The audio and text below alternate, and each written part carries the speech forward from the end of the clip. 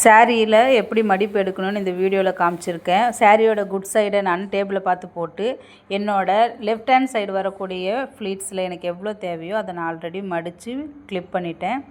இப்போ right hand side வரக்கூடியதை எடுத்து வச்சு அதை கிளிப் பண்ணி அயன் பண்ணிகிட்டு இருக்கேன். ரைட் ஹேண்ட் சைடு எடுத்து வச்ச அதே அளவில் திரும்பியும் ஒரு ஃபோல்ட் பண்ணிக்கிறேன். திரும்ப அந்த இடத்துல கிளிப் பண்ணி அயன் பண்ணிக்கிறேன். திரும்பவும் இன்னொரு ஃபோல்ட் பண்ணி அதில் நான் கிளிப் பண்ணி அயன் பண்ணி கொடுத்துக்குறேன். இப்போ நம்ம கிளிப்ஸ் எல்லாம் ரிமூவ் பண்ணிவிட்டு கிளாத்தோட நல்ல சைடு எடுத்து நாம் மேல் பக்கம் போட்டுக்கலாம். போட்டுட்டு ஃபஸ்ட்டு நான் மடிச்சுருந்தேன் பார்த்திங்களா, அந்த மடிப்பு அப்படியே தான் இருக்குது. அது கூட நான் இந்த லைன்ஸ் எல்லாத்தையுமே ஒவ்வொன்றா எடுத்துகிட்டே வரேன்.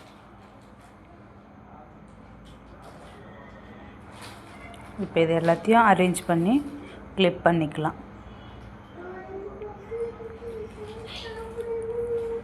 இது நம்மளோட விருப்பம் தான். நமக்கு எவ்வளோ ஃப்ளீட்ஸ் வேணுமோ எவ்வளோ வேணாலும் மடித்து எடுத்துக்கலாம்.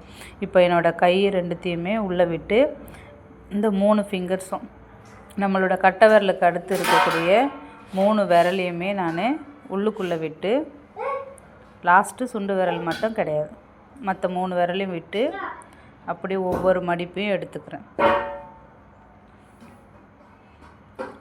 ஒவ்வொன்றும் கரெக்டாக இருக்கான்னு பார்த்து எடுத்து நாம் அங்கே பின் பண்ணிக்கலாம்.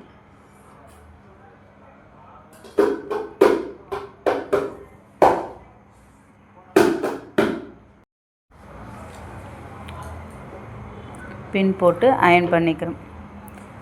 இப்படி நமக்கு பின்பக்கத்துக்கு தேவையான எவ்வளோ மெஷர்மெண்ட் நம்ம எடுத்துருக்குறோமோ அது வரைக்குமே நான் ஃபஸ்ட்டு சொன்ன மாதிரியே தான்.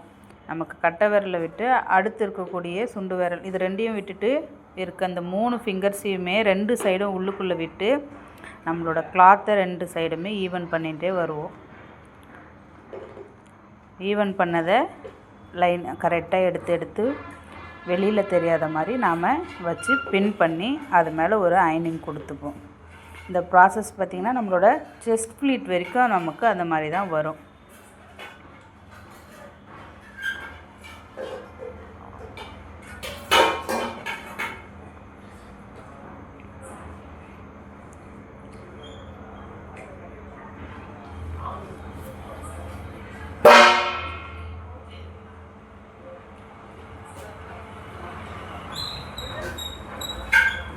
திரும்பவும் நான் அதே தான் பண்ணுறேன். பின் பண்ணிக்கிறேன், அயன் பண்ணிக்கிறேன்.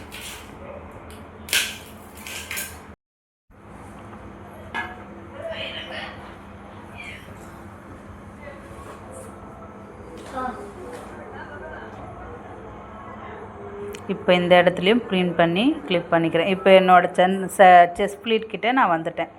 செஸ்ட் ஃப்ளீட் கிட்டே நம்ம இப்போ எடுத்து வச்ச மடிப்பு எல்லாத்தையுமே நமக்கு தேவையான அளவுக்கு தள்ளி வச்சுக்கிறோம்.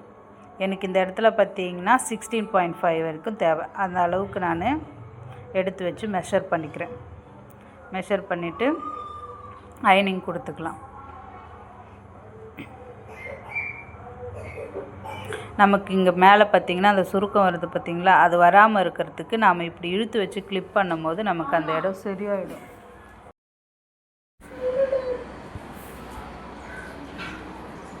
செஸ்ட் ஃப்ளீட்டை விட நம்ம அடுத்தது எடுக்கிறது இன்னும் கொஞ்சம் தள்ளி வச்சு எடுத்துக்கிறோம். இப்போ கிளிப் பண்ணிவிட்டு அந்த இடத்தையும் அயன் பண்ணிக்கணும்.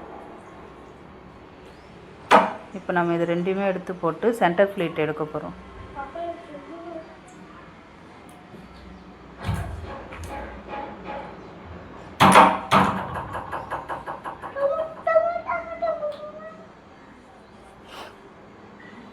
நான் ஏற்கனவே வீடியோவில் எப்படி நம்ம மெஷர் பண்ணணுன்ட்டு போட்டிருப்பேன். அதில் சென்டர் ஃப்ளீட் எதுலேருந்து எது வரைக்கும்னு நான் காமிச்சிருப்பேன். அதை பார்த்துட்டு வந்து இந்த வீடியோ பாருங்கள், இன்னும் நல்லா புரியும். சென்டர் ஃப்ளீட்டு நமக்கு தேவையான அளவு எடுத்து அதை பின் பண்ணி ஒவ்வொன்றுக்கும் கொஞ்சம் கேப் விட்டு அதை எடுத்து வச்சுக்கணும்.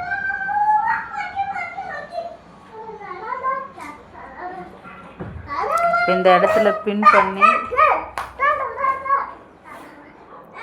கிளிப் போட்டுக்கலாம்.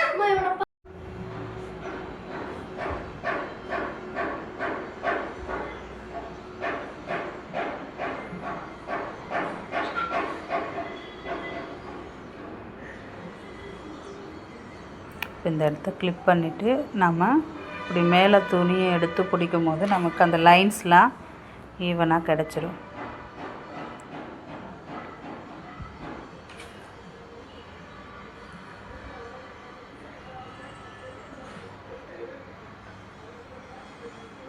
கீழேயும் அதே மாதிரி நம்ம கொஞ்சம் கொஞ்சமாக கேப் விட்டு ஒன்றுக்கு மேலே ஒன்று வச்சு பின் பண்ணிக்கலாம்.